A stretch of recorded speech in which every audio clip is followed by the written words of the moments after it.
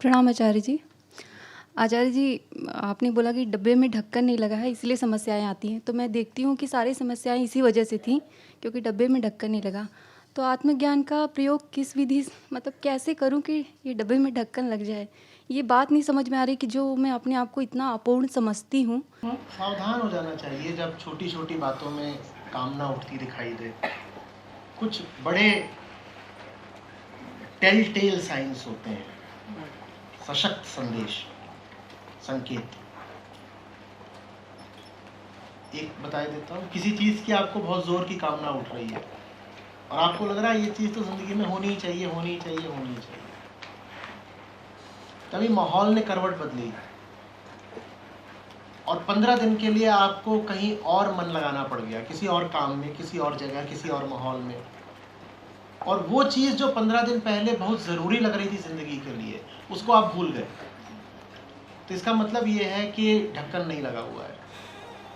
इसका मतलब ये है कि कामनाएं आती हैं, आपको पकड़ लेती हैं। ये तो संयोग से माहौल बदल गया तो आप बच गई, नहीं तो वो जिस चीज़ के लिए आप इतना आतुर हो रही थी, आपने महंगे दामों उसको खरीद लिया होता।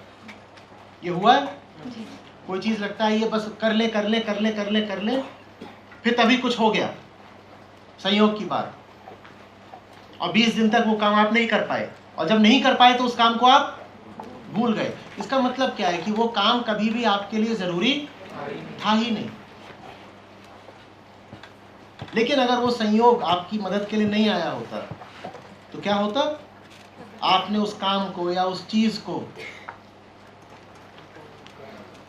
खूब कीमत चुका करके कर डाला होता या उठा लिया होता।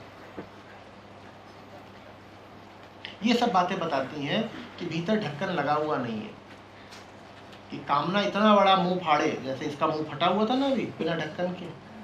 कामना भीतर इतना बड़ा मुंह फाड़े खड़ी हुई है और वो बहुत अनशंट काम कराती है। कितनी बार हुआ है कि पछताए हो कुछ खरीद कर? तो ये इस बात का संकेत है कि अगली बार कामना उठे तो उस पर शक करना, शक करना, और ये लगभग तय मानना कि फिर से पछताने की नौबत आने वाली है। पिछली बार कामना उठी थी, कोई निर्णय कराया, कोई खर्चा कराया और बाद में हम पछताए। अब फिर कामना उठ रही है, कुछ करवाएगी और फिर पछताएंगे, यही होने वाला है।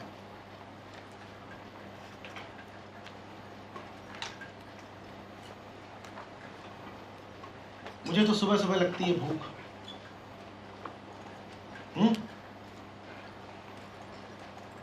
4 बजे 5 बजे वो मेरा समय होता है कि भाई मॉर्निंग स्नैक चाहिए कुछ। अब तो उससे बचने का मैं एक ही तरीका निकालता हूँ। वो बड़ा गड़बड़ होता है क्योंकि वो खा करके आप सो जाते हो। जब सो जाते हो तो वजन बनता है, क्योंकि उसके बाद आप मेहनत तो करोगे नहीं, खाओगे और 5 बजे खाया 6 बजे सो गए, उसी से फिर वजन बनता है सारा। तो मेरी विधि क्या है उसको रोकने की? मैं बस याद कर लेता हूँ कि बेटा अभी परसों भी खाया था और फिर कल पूरे दिन मुँह सुजा के घूम रहे थे कि काहे को खाया, कल फिर से मुँह सुजा के घूमना है, क्योंकि हम तो वही है ना। इतिहास होता ही इसीलिए कि उससे, तो सिर्फ पृथ्वीराज चौहान के इतिहास से सीखना है क्या? सबसे पहले तो अपने इतिहास से सीखो ना, हम वही हैं। अभी परसों रात भी सुबह 5 बजे इतनी मटर बना ली, अब दिन भर फिर इधर उधर घूम रहे थे, डकार मार रहे थे, कुछ कर रहे थे। आज फिर तुम्हें तरंग उठ रही है कि चलो कुछ बनाया जाए। कल फिर पूरे दिन अपने आप को ही कोसोगे कि ये क्या किया, ये क्या किया।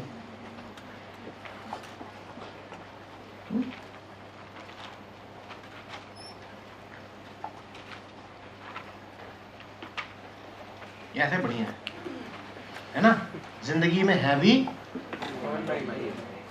और दिक्कत भी नहीं। यहाँ डब्बे के भीतर कौन है? राम। सबका स्वागत है जिंदगी में, पर राम की जगह थोड़ी घुस के बैठ जाओगे। डिब्बे के भीतर तुम ढक्कन के ऊपर बैठा करो जी।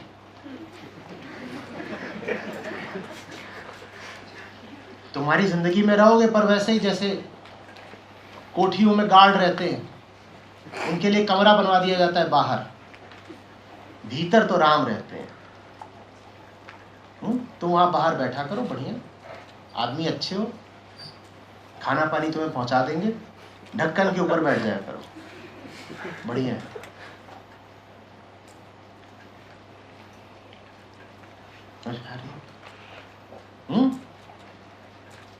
यहां किसी को नहीं घुसने देते हम, ये यहां कोई नहीं आएगा।